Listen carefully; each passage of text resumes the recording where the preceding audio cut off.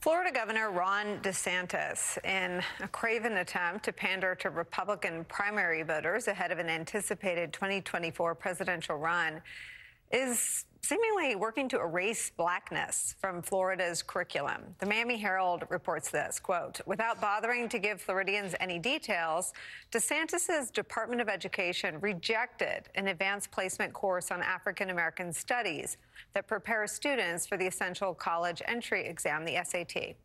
The powers that be simply decided that the course, quote, lacks educational value, end quote.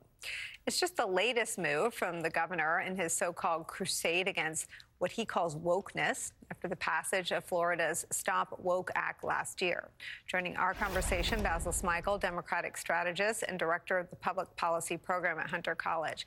You know, we cover the intersection of Republican politics and domestic violent extremism so often. And the problem and the thing that makes people dangerous is never being overeducated.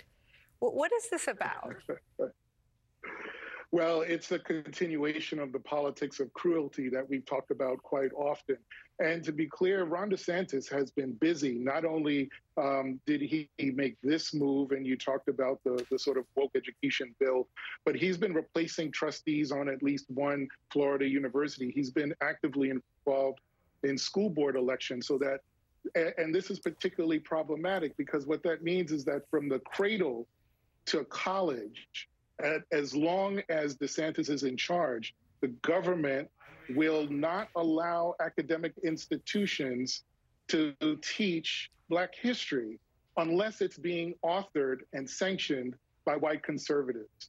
That is incredibly troubling. And, you know, one of the more pernicious aspects of this is that this is an AP course. There are about 38 of them. There's German language and culture, Irish language and culture, Italian language and culture, world history, human geography, and apparently in Florida, no Black history. So as you said in the beginning, it's an effort to essentially eradicate all institutions of any mention of the contributions of African Americans. And the fact that this was an AP class, it would allow Black students to see themselves in college-level work. Taking that away from them is, again, this politics of cruelty. And just very quickly, there's an author named LaToya Baldwin Clark who wrote this great piece about stealing education.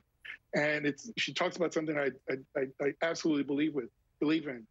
As education, as it seems, becomes more and more exclusive and not inclusive, it's being treated more like private property and less a public good. And if Ron DeSantis has the opportunity to be president of the United States, he better believe that he will do everything he can to nationalize these policies. Well, I want to follow up on that very idea, because I think, you know, we have 2 hours. We could fill all 2 of them every day with stupid human tricks coming out of the state of Florida Republicans. But the other part of it is he's popular in Florida. These aren't disqualifying things. And what does that speak to? What is wrong with us that these things don't disqualify him? They make him a much talked about potential presidential candidate. Well, it's absolutely right. And in fact, as much as we may have questions or complaints about what he's done, particularly through the pandemic, the Florida voters rewarded him for that. And should he decide to run for president and be the nominee, should he even be president, you better believe that even though federal policy doesn't have that much impact on state and local level education policy and curriculum, he would make sure that every Republican governor in this country is following through on his view of what curriculum and K-12 education and indeed higher ed should be. We can, you know, as you say, we can talk about stupid human tricks all day, but this is the stuff that really impacts the future of this country. It is nation building. It is where you engage in cultural, political, and social reproduction that happens at the school level. And he is making sure that it happens in his way, according to his followers and supporters.